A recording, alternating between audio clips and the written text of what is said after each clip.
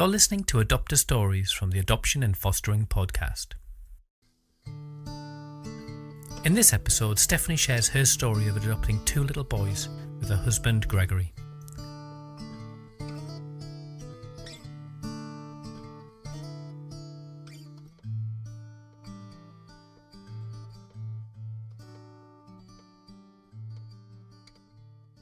Why did we adopt? Well, my husband and I, we're quite passionate about social justice, but we also really wanted to be parents. And when it appeared that we just weren't getting pregnant, and there was absolutely no reason anyone could find why that should be, we had a bit of soul searching about the IVF route. And we just felt that spending a load of public money and probably eventually our own money on IVF when there were so many children out there who were in desperate need of a home, it just didn't feel right to us. We also had quite a lot of sort of ethical dilemmas around the IVF process and what would happen to any embryos that we didn't end up using and all of that sort of thing. And the more we thought through it, the more we felt that that route wasn't for us. And so we started to explore adoption. But we started to contact local authorities just to make inquiries and find out a bit about what the process would involve. And that bit was fairly negative for us because my husband and I are quite mixed race, and you can see me now and I'm fair and blonde and white UK, but my husband is very mixed race. But we didn't fit into any of the nice social worker boxes. So they would say stuff to us like, oh, well, we only have white or African Caribbean children, so we wouldn't have any children who would be suitable for you, which we just found completely mystifying because we were perfectly happy to adopt children of any race. And I think at that point, the sort of narrative around race was very much that you should, the children should go to a home where the parents represent their own heritage. That's changed a bit now, but when we were going through the process, that was the thinking.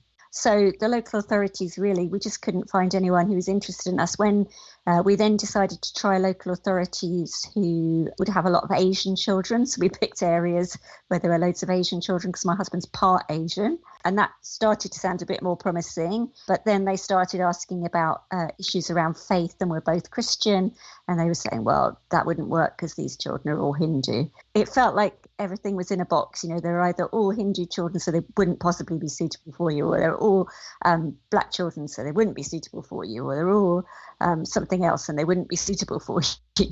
And it was getting very frustrating. So we ended up looking at a lot of the private agencies, and eventually we ended up going with the Catholic Children's Society, who of course don't do adoptions anymore because of the issues around gay adoption. For us, they were the first people that we spoke to who sort of didn't discriminate against us, oddly, because they didn't see any issue at all with us being mixed race and thought it would be perfectly possible for us to find suitable children. Yeah, that was quite interesting. That's how we came to adopt.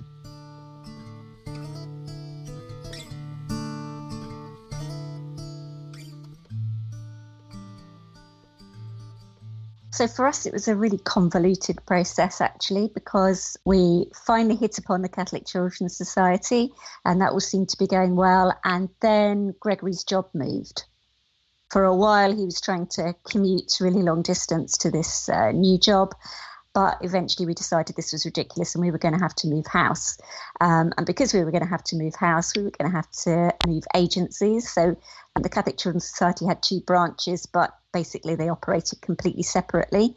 So we were almost sort of starting again. We hadn't started going through the home study process at that point, but we were almost starting again. And so we sort of moved house, got settled in, and then picked it up again. So obviously numerous months had passed by that time. Because the Catholic Children's Society at that point was sort of in wind down, they had some staffing difficulties, and our first social worker actually left halfway through our home study, and they decided that we would need to start the process all over again with the new social worker because it would be too difficult to just pick it all up from the notes.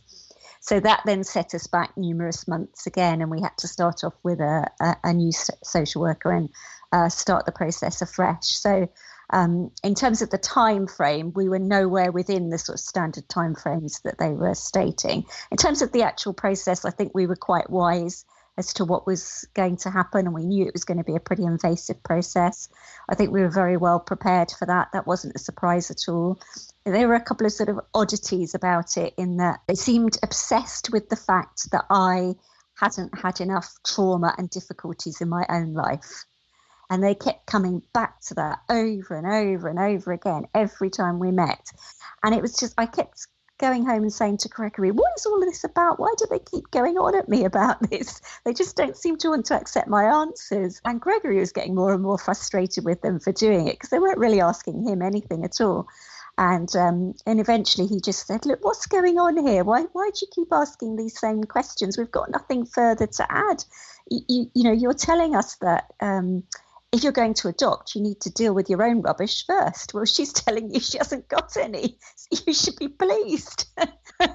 And and then eventually it stopped. I mean, that was the only bit of it that was really quite a mystery, because I had quite a happy childhood.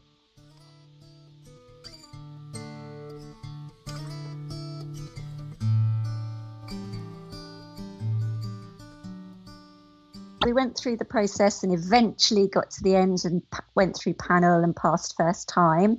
And then, of course, when we went to the bit where you have to start putting your profile out there and looking for children, the old chestnuts of race and faith came up again. And we were expressing an interest in the children that we saw who we thought would fit with our family.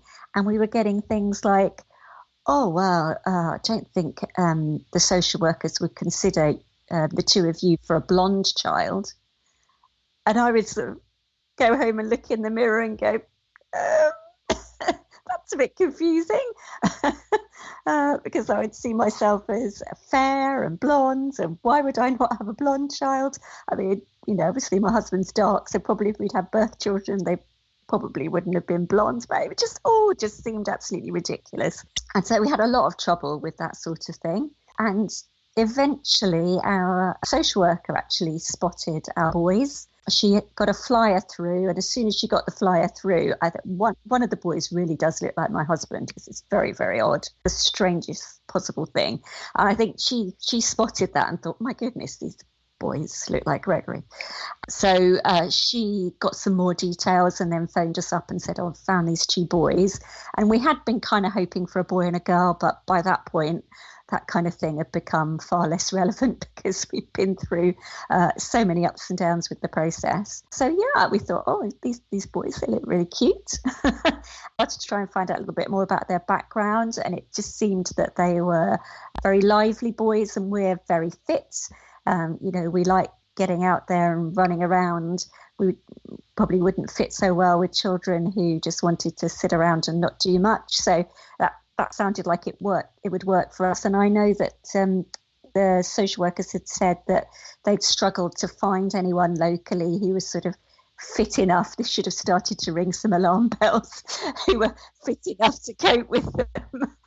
But we just thought, oh, that's great. We'll be able to do lots of running around and playing sports. Woohoo, that'd be really, really good. Of course, what they were actually saying is these children are a pair of hurricanes and it's going to be absolutely exhausting. But at that point, we didn't quite pick up on that.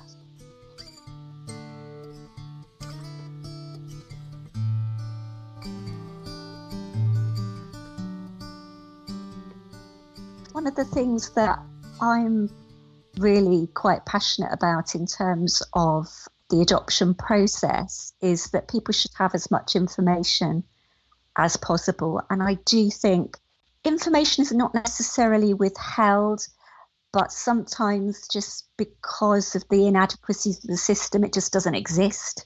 So it can't be handed over.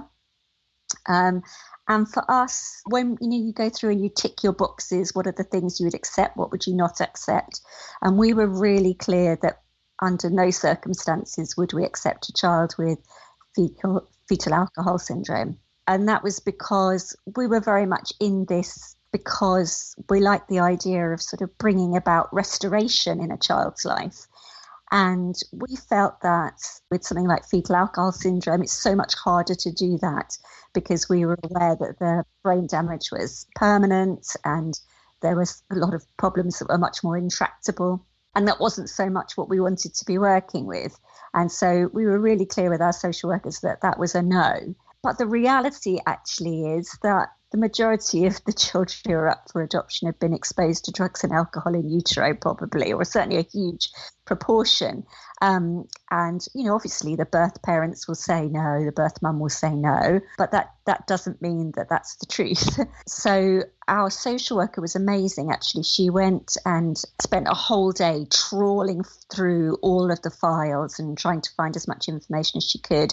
And she did find a bit of information which indicated that there may have been exposure to drugs and alcohol in utero, which she challenged on our behalf and asked for more information.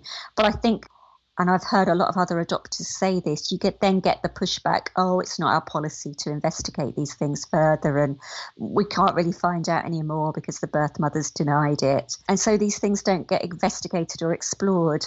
And you're quite invested in the child or the children by that point. And also we started to realise that, well, this is probably going to be the case for most children. And whilst it was just obvious from looking at them that they didn't have fetal alcohol syndrome because they had none of the facial features, we knew that they may well have FASD. But we were just going to have to take a punt on how significant that was going to be because they were quite young at the time. They were 5 and 3. So that was something that was an unknown that we were just going to have to leap into, really.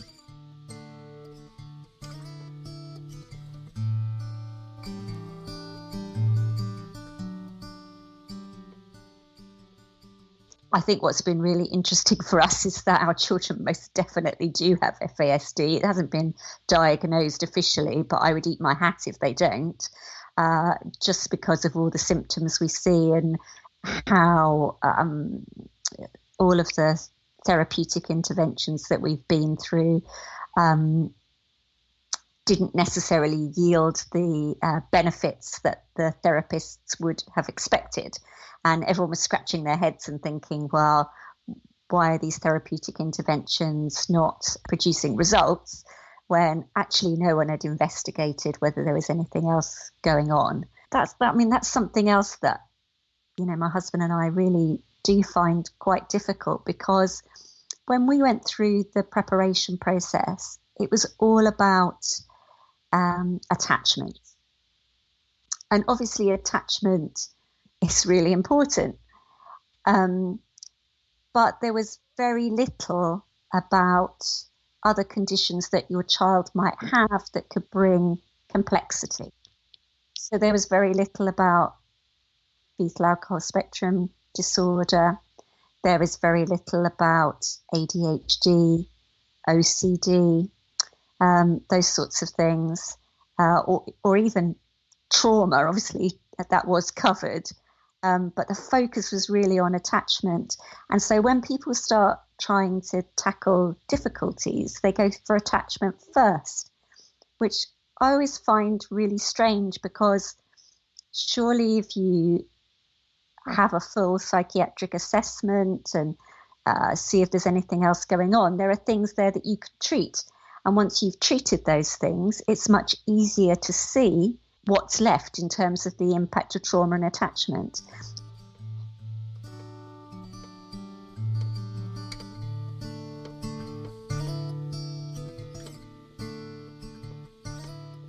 It was after the first year or so when the little one started primary school, we started to realise, I don't think all of this is going to sort of get better within 2 or 3 years with just therapeutic parenting, because we were doing all the things in all of the books and things were just not getting any better. And we kept going and thinking, well, maybe another year, or we keep doing it for another year and then things will get better. And then you start to think, that I think there's something else going on here. And the little one was starting to get into trouble at school, and school were dreadful. They didn't communicate with us at all until it got quite catastrophic. So I think the first we knew of him having any problems at school was when they wrote a letter to us and said that he had ripped up another child's work, and if he did anything like that again, he'd be excluded. It's basically what the letter said. So he was 4. Just to come straight in with that kind of a letter was just awful. And they weren't offering any kind of interventions. We said, well, doesn't he need to have a statement? And they said, oh, no, he's not bad enough for a statement. So we said, well, you're planning to exclude a 4-year-old potentially, but he's not bad enough for a statement. That doesn't really make any sense to us. And we just got loads of patronising rubbish about, did you understand how difficult it would be to be parents? And, the Senko said to us, you might like to think about trying boundaries, rewards and sanctions. It was just absolutely ridiculous. So I said look, do we really look like the kind of people who wouldn't have thought of those things already and wouldn't already be using those kind of strategies or have tried those kind of strategies? I said, do you want to come to my study and see my entire library of parenting books? Perhaps you'd like to borrow some. And she was like, oh, okay, well, I don't know. So I think they were just sort of mystified, really. And so unprepared for coping with what our children were bringing.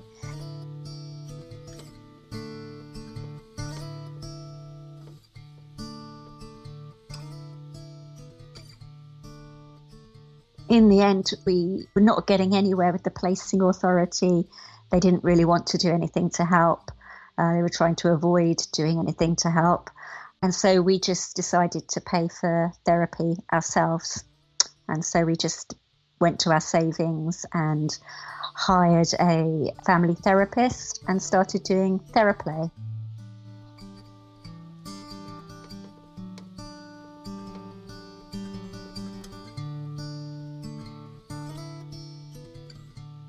And eventually, when it got to the 3 years, we thought, well, let's have a go now and see if our local authority where we live is a little bit more understanding and whether they might fund some kind of support. They were so much better than the placing authority. So it just goes to show how the local authorities differ enormously in what they offer. And they came along and did an assessment of need. And I think we just felt for the first time we'd been heard and we'd been understood in terms of what it was that we were going through with our children. They suggested that we try some life story therapy. Our boys had what the placing authority called life story books, but they were basically just photo albums of birth family members smiling and giving birthday presents. It just gave such a completely inappropriate impression to the children, and it was very confusing for them. So we thought, yes, that sounds like a really good idea. Life story therapy, we'll do that. So we started with the younger one first, and at that point he just flipped out completely and became quite suicidal, depressed. The behaviours just escalated. He was so fearful. I think it came out in the therapy that he perhaps thought that we had stolen him from the foster carers because he'd been so poorly prepared for the adoption process. And so he was now terrified that somebody was going to come along and steal him from us. And so he wouldn't go to sleep at night.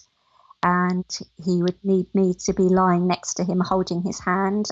And so we went back and explained that we didn't think this life story therapy was helping. And they said, oh, we need to stop this and you need a psychiatric assessment for him because it's quite obvious there's a lot of complexity here.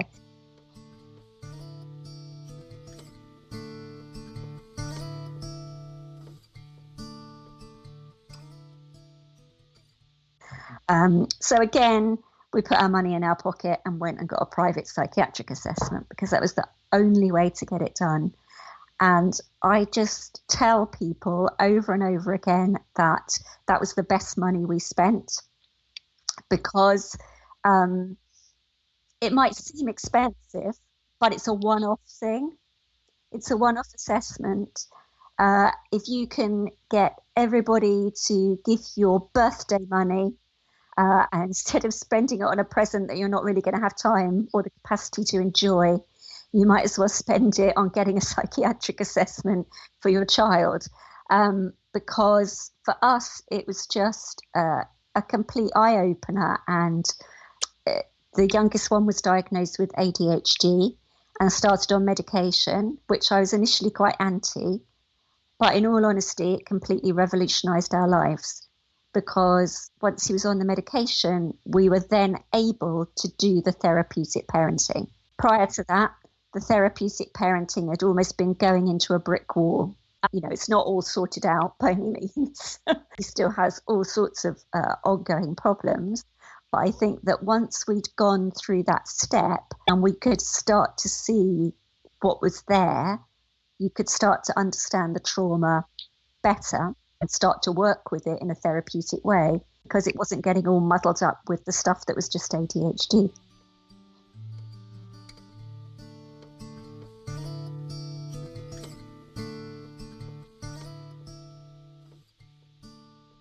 When our children were placed, the placing authority was in special measures. But I still think what I would do differently despite that is I would try to be much firmer about really trying to force through more assessment and more guaranteed support before the children were placed. It's very difficult because they'll always make it as difficult as possible for that to actually happen. But I think had we done that, we would have had more support earlier on, and we might not at that point have had the insight to realise that what we really needed was assessment. But with the benefit of hindsight, I would have had the psychiatric assessment right up front. Maybe not in the first year, because I think you've got to allow some things to sort of settle down. But after that, I think it would have been quite possible to diagnose the ADHD when he was 5.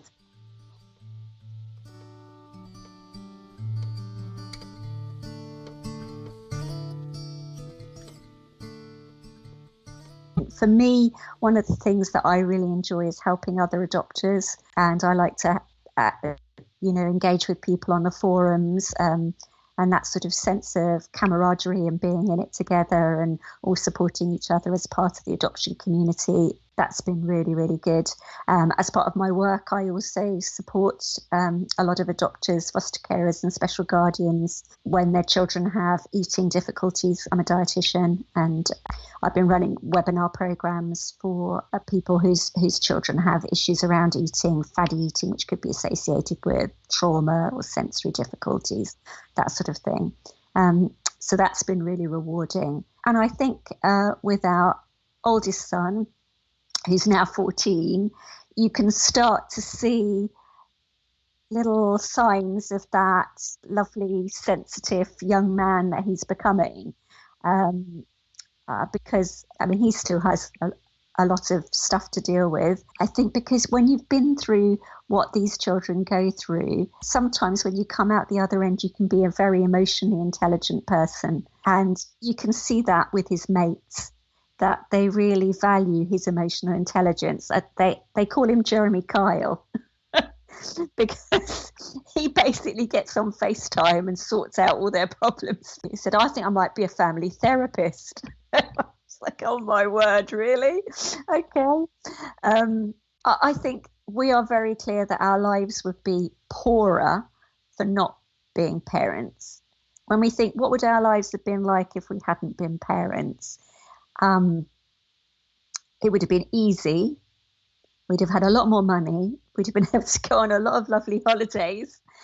We'd have been able to fly on with our careers, which, could have been very rewarding. But at the end of the day, that's what we would have had. We wouldn't have had that experience of being a family, which is very, very important to us. So however hard it's been, we still very much value the fact that we've had the opportunity to be a family, definitely.